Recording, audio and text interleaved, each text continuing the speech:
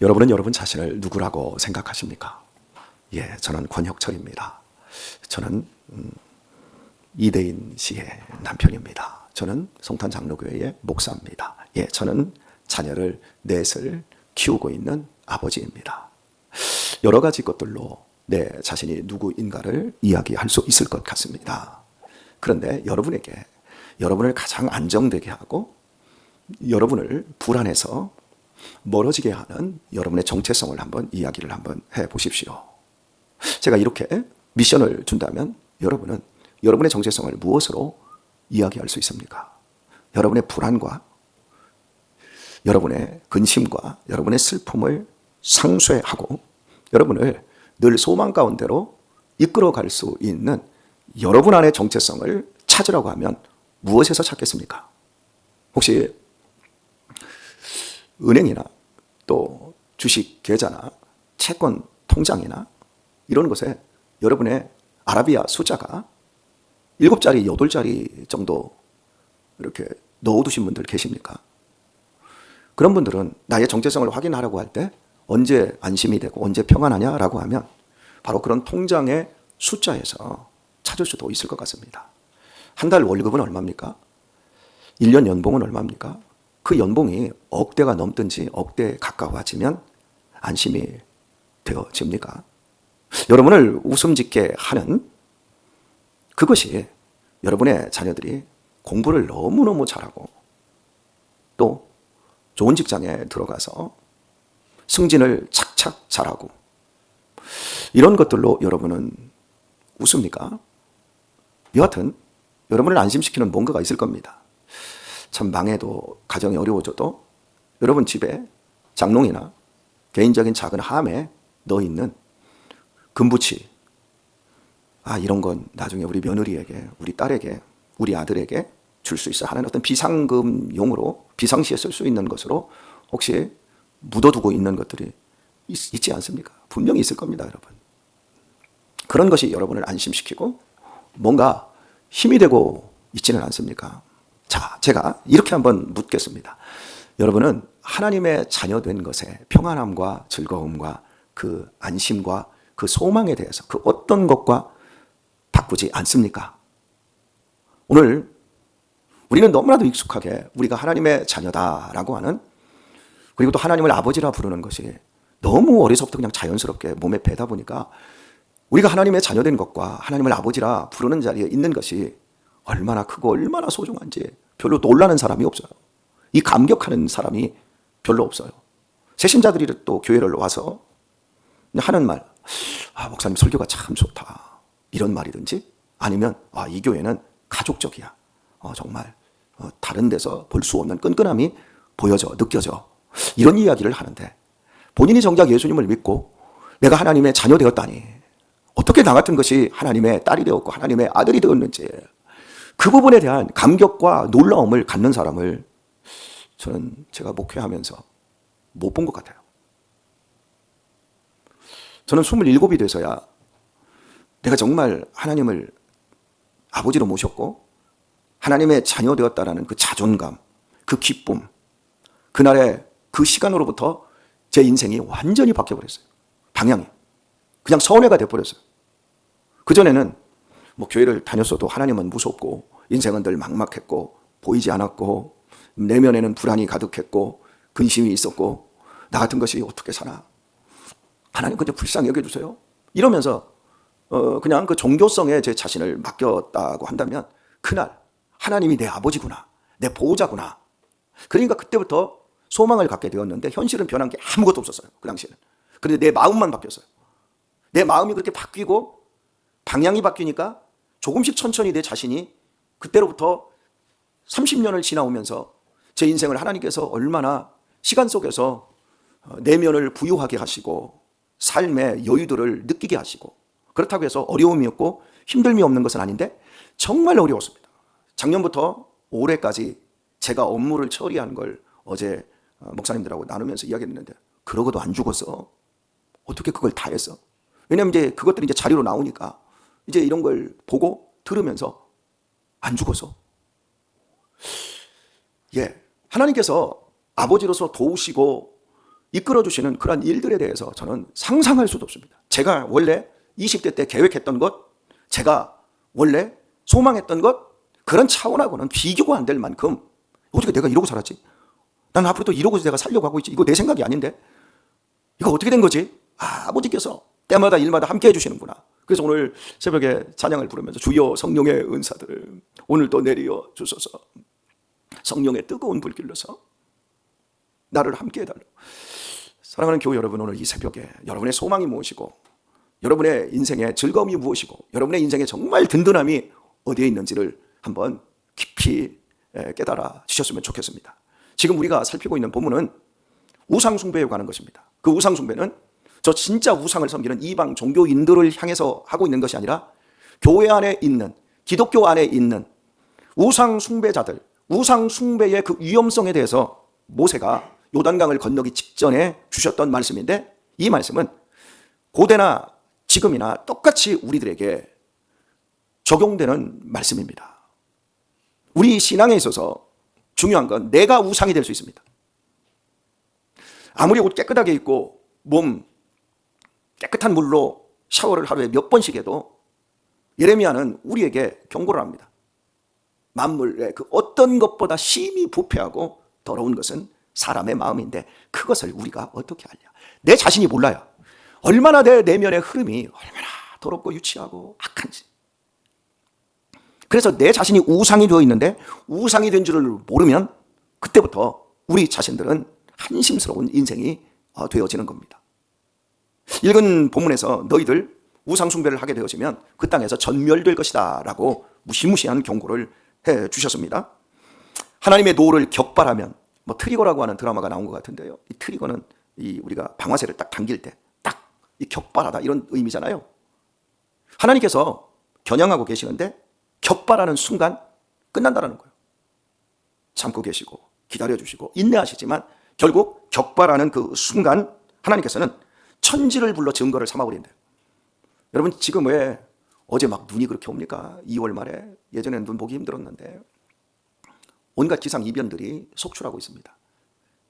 이런 것들을 우리가 느낄 때마다, 볼 때마다 하나님의 천지를 증거를 삼고 당신의 약속을 펼치고 있는 하나님을 생각을 해야 됩니다. 저는 무지개를 볼 때마다 노아 홍수 때를 생각하고, 그리고 다시는 불로 세상을 멸망시키지 않겠다라고 했던 무지개 언약과 동시에 이제 세상을 내가 불로 심판하겠다라고 하는 그 말씀을 발전시켜 나갑니다. 그리고 그 불의 핵심은 핵무기일 것이다. 왜냐하면 핵무기는 불과 열로 모든 걸 다 녹여버리는 거거든요. 지금 핵무기 몇 방이면 대한민국은 끝납니다. 아니, 핵무기까지 갈 필요도 없습니다. 저 부산 쪽에 고리원전, 저 서쪽에 영광원전, 이 원전 몇 개만 터져버리면 대한민국은 그냥 석기시대로 퇴화해버립니다. 우리 이렇게 언젠가 뭔가가 하나가 격발하면 그냥 끝장날 수밖에 없는 이 평택 지역 같은 경우에 저쪽 바닷가 쪽에 포승 쪽에 여러분 어마어마한 가스 저장소가 있지 않습니까? 그거 하나 잘못되면 다 날아갑니다. 그렇게 필요도 없어요. 여기 반도체, 삼성 반도체. 여러분이 반도체 구글에다가 반도체 공장 단지 주변 3개 이렇게 한번 쳐서 3개 반도체 주변 공장, 미국 반도체 주변 공장 일대 사진 보여줘 라고 한번 찍어보세요. 그러면 반도체 공장이 있는 곳 그 주변 그 바운더리 내에 2km, 3km, 4km 내에 집 한 채가 없습니다. 왜 그런 줄 아세요? 어마어마한 가스가 여기 있기 때문에. 여기 지금 쭉 홈플러스 막 건너면 오른쪽에 그 가스, 그리고 45번 국도 저 뒤쪽에 가다 보면 길 왼쪽으로 있는 어마어마한 가스 저장고, 거기에서 약간만 세면 이 주변에 있는 사람들이 그걸 센지도 모르고 내 몸은 끝나버린 겁니다. 그러니까 외국에 있는 반도체의 그 주변에 있는 거기는 다 허허벌판입니다. 근데 우리는 어때요? 저놓고 그 옆에다가 고독 신도시, 거기다가 시청, 그리고 문화예술회관. 지난주에는 오늘 우리 권사님들 이번 주에 엄마와 딸 그거 보러 가신다고 하잖아요. 예, 우리는 이렇게 위험한 트리거 이런 땅에 지금 살고 있는데 편안하다, 즐겁다. 우리가 고독해서 돈이 없어서 못 살지 가오가 없냐, 이런 생각들을 우리가 하고 있습니다. 그러니까 생각이 정상이 아닌 거죠. 돈만 되는 일이라면. 여러분 지금 이쪽 고덕 이쪽 지역이 얼마나 한가롭고 풍요로운 지역이었습니까? 예전에 이쪽에 목장이 있지 않았습니까? 참 평안했습니다. 둔덕이 높지도 않고 그냥 이렇게 작은 언덕들로 되어 있는 풍요로운 곳. 불악산이 여러분 엄청 작은 산이잖아요. 민세 안재홍 선생의 백두산 등쳐기에 보게 되면 그분이 백두산을 일제시대 1930년 28년인가요? 이때 백두산을 갔더라고요. 우리나라 여러 문인들하고. 거기를 가기 전에 체력을 보강시키기 위해서 자기 집에서부터 불악산을 타는 겁니다. 민세 안재홍 생가가 쫙 뒤에 있습니다. 그럼 거기서부터 여러분 불악산이었습니다. 그리고 그 불악산이 그 줄기들이 어디까지 뻗어 있었냐면 태평 아파트 있는 데 있잖아요. 거기까지 다 불악산이었습니다. 이 불악산에서 덕암산을 거쳐서 저 고성산까지 이어지는 이 등산을 하면서 불악산이 어마어마하게 크다라는 거. 여러분 이게 송탄이 다 이 산이었어요. 그냥 이렇게 발전하는데 우리 사람의 이 삶을 들여다보면 무엇이 인생을 든든하게 하고 삶을 부요하게 하는지를 다 잃어버렸어요. 은행 통장에 있는 숫자, 그리고 내가 당장 타고 다니는 자동차. 여러분 어린 시절에 자동차 타면 안 됩니다. 웬만하면 걸어 다니고 뛰어다녀야 돼요. 신영송 권사님께서 오늘 새벽에 말씀하셨는데 목사님은 꾸준하게 운동을 하신 것 같아요. 예, 저는 군대에서부터 한 상병 정도 되면서부터 밤에 운동하는 습관을 들였습니다. 그리고 지금까지 40년을 그렇죠. 36년 7년 그렇게 밤에 운동을 꾸준히 1시간씩 했습니다.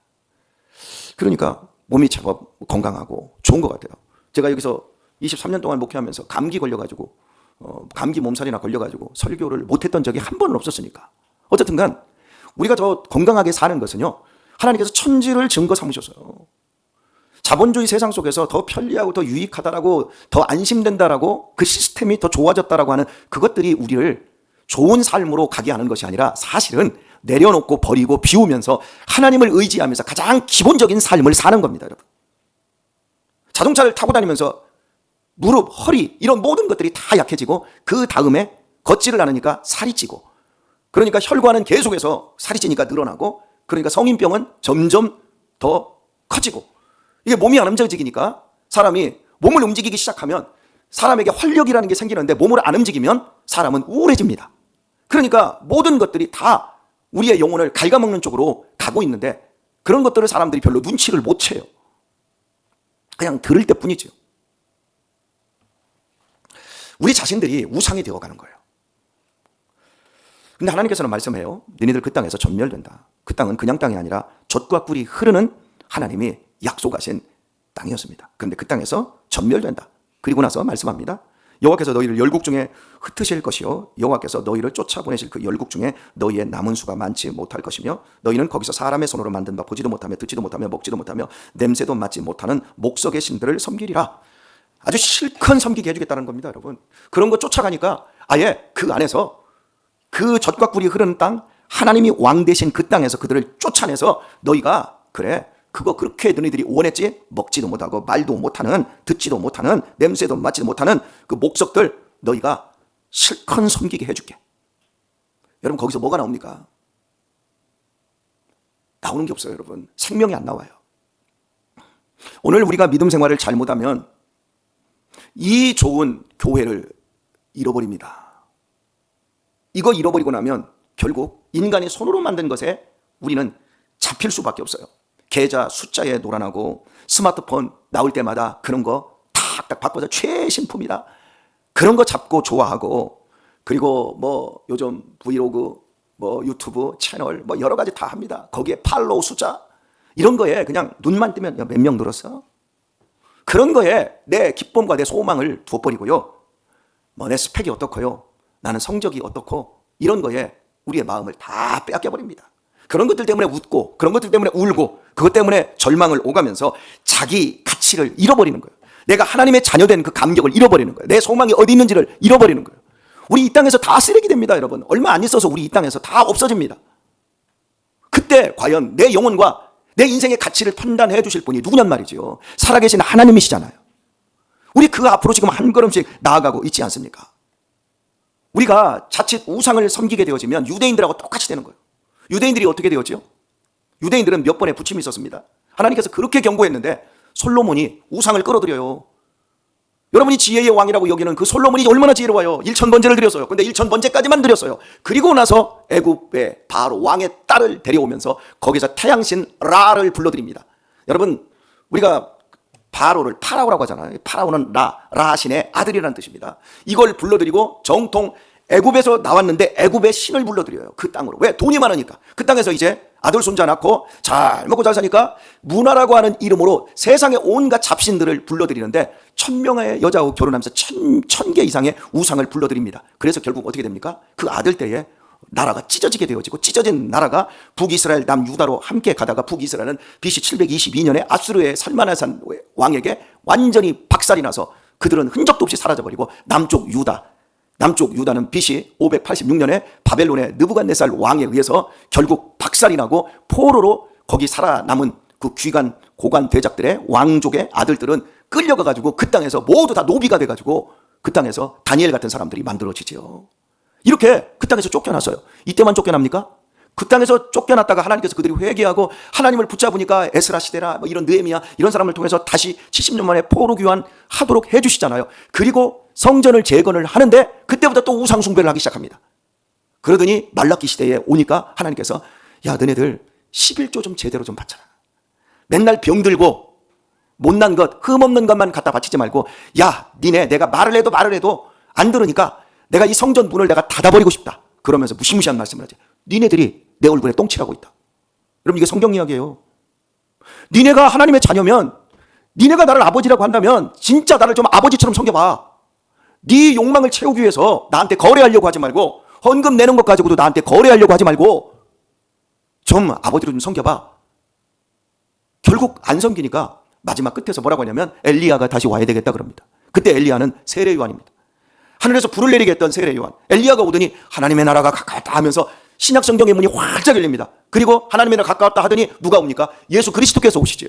그분이 오셔서 다른 방식으로 우상을 섬기는 사람들을 아무리 신앙을 잘 가르치고 의문에 쓴 이런 증서, 이런 구약 성경을 종이에 쓴 걸로 아무리 이거 주고 외우라고 하고 가르쳐줘도 말을 안 듣는 그들에게 마음의 신비, 마음속에 있는 비석, 그런 의미지요. 거기에다가 하나님의 약속과 하나님의 명령을 심어주시겠대요. 그게 오순절날 성령이 오심으로 말미암아 우리가 예수님을 구주로 고백하는 데까지 온 겁니다. 전혀 다른 색깔을 가진 겁니다, 여러분. 예전에는 이거 막 읽어서 이거 지켜서 하나님의 자녀가 되고 이 땅에서 안 쫓겨나려면 이렇게 해야 되는데, 이제 하나님께서 우리의 마음에 새겨줬어요. 여러분, 하나님의 뜻대로 살고 싶지요? 하나님을 더 사랑하고 싶지요? 그게 여러분의 마음이냔 말이에요. 하나님께서 주신 마음이지. 그래서 우리는 이제부터 우상을 이겨낼 수 있는 사람들로 하나님이 우리를 불러내 주셨는데, 내가 하나님의 자녀된 것, 여러분, 영접하는 자 곧 그 이름을 믿는 자들에게는 무엇이 되는 권세를 주셨다? 하나님의 자녀가 되는 권세를 주셨으니 이는 혈통으로나 육정으로나 사람의 뜻으로 나지 아니하고 오직 하나님께로부터 태어난 자들이니라. 권세래요, 권세. 여러분, 세상에 최고 권력이 어디 있어요? 지금 이재명 대통령의 나 아들이었으면 좋겠어. 나는 마약 안 할 것 같아. 나는 새들 다 떨어뜨립니다. 그런데 그것도 별로 안 좋아요. 지금이야 당장 좋지.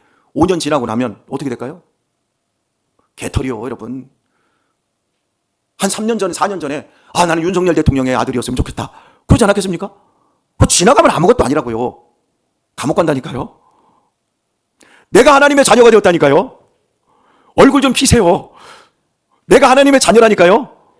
여러분을 눈동자같이 사랑하신답니다. 오늘 말씀을 맺겠습니다. 3분만 더 써야 되는데, 우리 지역에 목사님이 한 분 계신데 저보다 나이가 한 4살 정도 어리신데 수고를 나왔어요, 수고.